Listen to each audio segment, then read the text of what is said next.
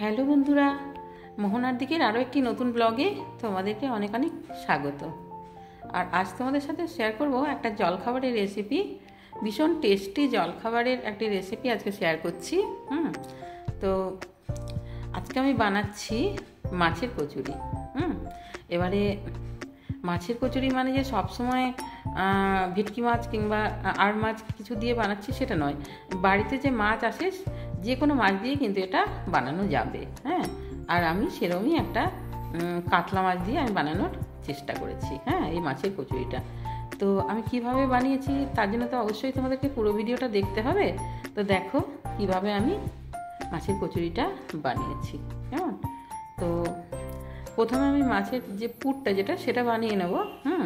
আর মাছটাকে সেদ্ধ করে তারপরে কাঁটা ছাড়িয়ে রেখেছি, সেটা তোমাদের সাথে শেয়ার করা হয়নি। তো দেখো তেলের মধ্যে আমি পেঁয়াজ আর জিরে দিয়ে দিয়েছি, গোটা জিরে ফোড়নে দিয়েছি, আর তারপর দিয়েছি পেঁয়াজ কুচি। দিয়ে তারপরে এটাকে খুব ভালো করে ভাজা ভাজা করব। আর দিয়ে দেবো আন্দাজ মতো নুন আর হলুদের গুঁড়ো। যেভাবে সমস্ত পুর বানায় সেভাবেই বানাতে হবে, তবে এখানে কোনো রকম বাটা মশলা দেওয়া যাবে না। এখানে কি বলতো, ওই সমস্ত আদা রসুন সমস্ত আমি গ্রেট করে নিয়েছি গ্রেটার দিয়ে, সেগুলো দিয়েই কিন্তু আজকের পুরটা বানাবো। তো দেখো এখানে আদা রসুন সমস্ত, আর এমনি কুচি করে নিলেও হবে, ছুরি দিয়ে ছোটো ছোটো টুকরো করে নিলেও হবে। তবে বাটা যাবে না, বাটাটা দিলে না এখানে কি বলতো জল ছেড়ে দেবে। তো তারপরে এটাকেও খুব ভালো করে পেঁয়াজের সাথে ভাজা ভাজা করে নিচ্ছি। তারপর এর মধ্যে দিয়ে দিচ্ছি জিরের গুঁড়ো, ছোটো চামচের 1 চামচ জিরের গুঁড়ো আর ধনের গুঁড়ো। কারণ এখানে কি বলতো খুব বেশি মাছের পরিমাণটা আমার খুব বেশি নয়, এখানে আমি 3 পিস মাছ সেদ্ধ করে ছাড়িয়ে নিয়েছি। তারপরে দেখো এখানে লঙ্কার গুঁড়োও দিয়ে দিলাম, ঝালটা অবশ্যই যে যেরকম খায় সেরকম দেবে। কেমন? তো তারপরে জিরের গুঁড়ো, ধনের গুঁড়ো, লঙ্কার গুঁড়ো সব কিছু দিয়ে খুব ভালো করে মশলাটাকে কষিয়ে নিতে হবে। আর তারপর দিলাম এখানে গরম মশলার গুঁড়ো, দিয়ে সেটাকেও খুব ভালো করে কষিয়ে নেব। আর মাছের ব্যাপারটা যেটা বলছিলাম না, মাছটাকে দেখো আমি ছাড়িয়ে রেখে দিয়েছিলাম, সকালের দিকে ছাড়িয়ে রেখে দিয়েছিলাম ফ্রিজে। তারপরে বিকেলের দিকে এটা আমি বানাচ্ছি, আর এটা বিকেলের জন্যই কিন্তু মানে পারফেক্ট একটা জলখাবার আর কি। তো আর মাছ আলাদা করে নয়, বাড়িতে যে মাছ আসে সেখান থেকেই 3টে পিস তুলে রেখেছিলাম। সেটাই সেদ্ধ করে আমি ছাড়িয়ে নিয়েছি। আর স্পেশাল কোনো মাছ দিয়ে আমি বানাচ্ছি না, এমনি রুই কাতলা দিয়েই কিন্তু এটা হবে, কোনো অসুবিধা নেই। তারপরে দিয়ে দিলাম দেখো চিনি একটু দিতেই হবে যাতে একটু পুরটা মিষ্টি মিষ্টি হয়, তবেই টেস্টটা ঠিকঠাক আসবে। তারপরে এখানে দিলাম ভাজা মশলার গুঁড়ো, যেটা হচ্ছে জিরে, ধনে, শুকনো লঙ্কা আর গরম মশলা। সমস্ত গোটা সমস্তগুলো একটু গরম করে তারপরে গুঁড়িয়ে রেখেছি। এটা দিলে কি বলো তো, মানে যে কোনো চপে বলো কি যে কোনো পুরের মধ্যে খুব ভালো একটা টেস্ট আসে। তারপর নামানোর আগে এখানে ধনেপাতা কুচি ছড়িয়ে নামিয়ে দিচ্ছি। ধনেপাতা কুচিটা দিলে এখানে খুব ভালো একটা ফ্লেভার আসবে। তারপরে এটাকে দেখো গ্যাসটা অফ করে এটাকে ঠান্ডা হতে দেবো, পুরটাকে ঠান্ডা হতে দেবো। আর ওদিকে আমি আটা ময়দাটা মেখে কিছুক্ষণ রেস্টে রেখে দিয়েছিলাম। আর দেখো আটা ময়দা মাখানো, তারপরে মাছের কাটা ছাড়ানো, এত সব ভিডিওতে দেখাতে গেলে ভিডিও অনেক লম্বা হয়ে যাবে। সেই জন্য আমি ওটা মাখিয়ে রেখে দিয়েছিলাম। তারপর দেখো লুচির মতো, লুচির থেকে একটুখানি বড় বেলে নিচ্ছি। আর আমি কিভাবে কচুরিটা বানাচ্ছি দেখো, আমি 2টো লুচি একসাথে, মানে 2টো লুচি বেলে নিয়ে তারপরে একটা লুচির ওপরে আমি মাছের পুরটা দিচ্ছি। দিয়ে তারপরে কি করব বলো তো, সাইডগুলোতে জল লাগিয়ে দেবো। দিয়ে তার উপরে আর একটা যে মানে লুচির সাইজের যেটা সেটা আমি দিয়ে দিচ্ছি। দিয়ে তারপরে একটু চেপে চেপে দিতে হবে। দিয়ে দেখো হাতে করে আমি এরকম করে মুড়ে মুড়ে ডিজাইন করে দিচ্ছি। আর ডিজাইন না করলেও কোনো অসুবিধা নেই, একটু ভালো করে চিপে দিলে হবে, তবে ডিজাইনটা করলে কি বলো তো দেখতে তো ভালো লাগে।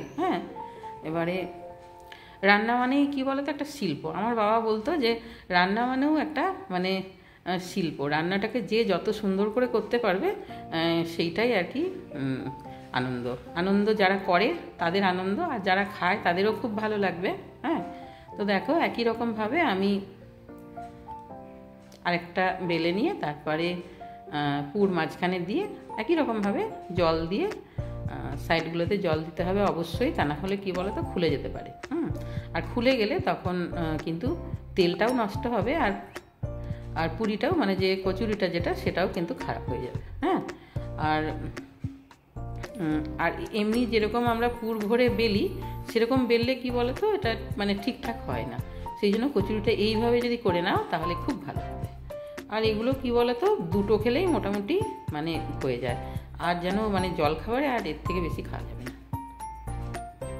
একই রকমভাবে দেখো মুড়ে মুড়ে আমি ডিজাইনটা করে নিচ্ছি। বললাম না দেখতে ভালোরও একটা ব্যাপার আছে অবশ্যই রান্নাতে। যাই হোক একটা কিছু করে খেয়ে নিলে তো হয় না, একটু ভালো কিছু বানিয়ে খেলে ভালোও লাগে। হ্যাঁ, এই যে দেখো, তারপরে তেল গরম করে তারপরে আমি একটা একটা করে লাল লাল করে ভেজে নেবো। আর আঁচটা অবশ্যই মিডিয়ামে রেখে ভাজতে হবে। হ্যাঁ, তা না হলে সাথে সাথেই কিন্তু এগুলো পুড়েও যাবে আর ভেতরটা মানে ঠিকঠাক ভাজা হবে না। তো সেই জন্য যাতে দুপিঠটাই ঠিকঠাক ভাজা হয় সেই জন্য কী বলো তো একটু আঁচটা মিডিয়াম টু লোতে রেখে এটা ভেজে নিতে হবে। হ্যাঁ, আর তোলার সময় যেভাবে আমরা যে কোনো জিনিস মানে ছাকা জিনিস তুলি, তোলার সময় আঁচটা একটু বাড়িয়ে তুলে নিলে তেলটা তাড়াতাড়ি ঝরে যায়। তো দেখো এইভাবে আমি সমস্তগুলোই ভেজে নিচ্ছি। আর যেটা বললাম আটা ময়দাটাকে যেরকমভাবে মাখে ময়াম দিয়ে সেরকমভাবে মেখে নিতে হবে যাতে মুচমুচে হয় আর কি। হ্যাঁ, আর তোমরা শুধু ময়দা দিয়েও বানাতে পারো, আমি এখানে সমান সমান আটা ময়দা নিয়ে বানিয়েছি। হ্যাঁ, আর ওই যে বললাম আটা ময়দা মাখা দেখানো, তারপরে মাছের পিসের কাটা বাছা, এইসবগুলো যদি আমি ভিডিওতে দেখাই তাহলে আমার ভিডিও আর কেউ দেখবে না আমি জানি। হ্যাঁ, আসলে ওগুলো একবার দুবার দেখালাম ঠিক আছে, কিন্তু রোজ দিন ওগুলো কিন্তু দেখাতে আর ভালো লাগে না। কারণ আটা ময়দা সবাই জানে কীরকমভাবে মাখতে হয়, আর তোমরা যারা রান্না করো তারা তো এগুলো মোটামুটি জানোই।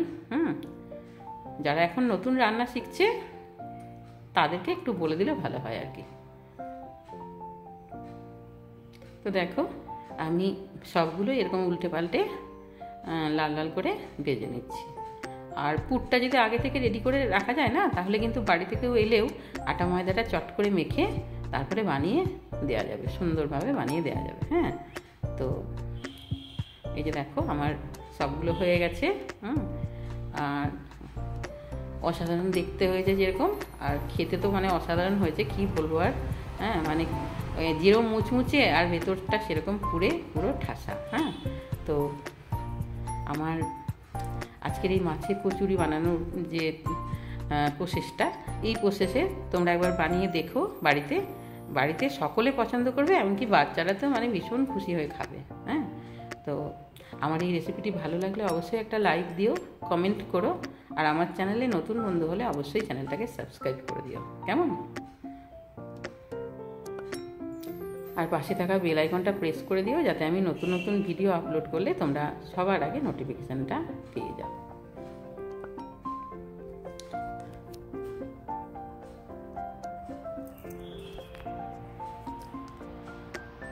আর দেখো আমি তোমাদেরকে একটা ভেঙে দেখিয়ে দিচ্ছি, যেমন ওপরটা মুচমুচে হয়েছে, হ্যাঁ সেরকম ভেতরে একদম ঠাসা পুরো ঠাসা কচুরি।